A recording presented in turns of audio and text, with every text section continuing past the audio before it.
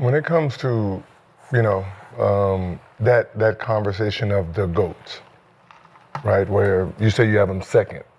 Yeah.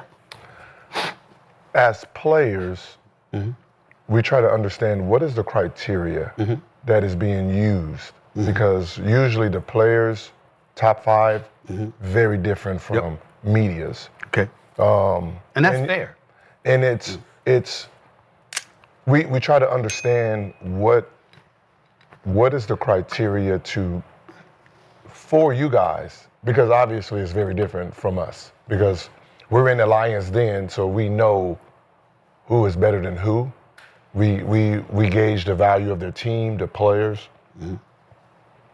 versus their success. So we know, like, okay, you have this team. We know you don't supposed to win. We're tripling you. Right. How are you performing? Right. Right. So we gauge stuff like that. That's why our list is a little different.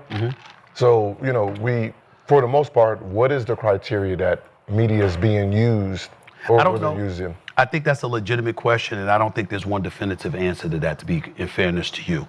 And I think that one of the great things about this podcast is that no matter how we feel, when y'all open y'all mouth and y'all start talking basketball, and I got to give Kenyon love for this too, because Kenyon's always been a serious brother. He means what he says, and he says what he means. And even if he's wrong, it comes from an edified place. He ain't speaking ignorantly. He's making points. It's just that sometimes you agree or you don't agree with him. But he's a rough rider, and I got mad respect for him. I think it's important to understand that when we look at Jordan, for example, we look at 6 finals, 6 MVPs, unblemished in that championship round, never allowing a Game 7 to take place. We've seen in one pressurized moment after another where he answered the call. We look at Kobe. He's a 5-time champion. And you have a lot of people out there that put him ahead of LeBron because of that.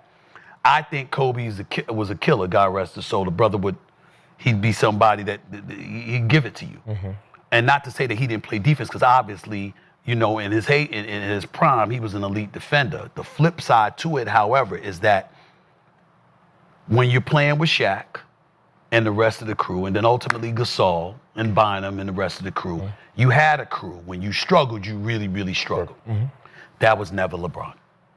See, when you look at LeBron took that team to the finals, and then you get swept by San Antonio. But you saw what he did. Right. Everywhere he's been, teams have elevated.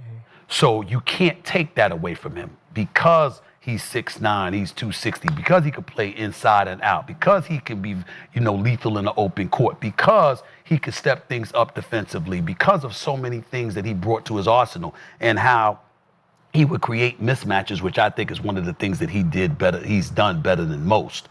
You look at him along with the 4 championships and what have you, and you say you can't take that away from him, because as bad as the Lakers were as they descended, right, in Kobe's final few years there, would that have ever happened with LeBron? The answer is no.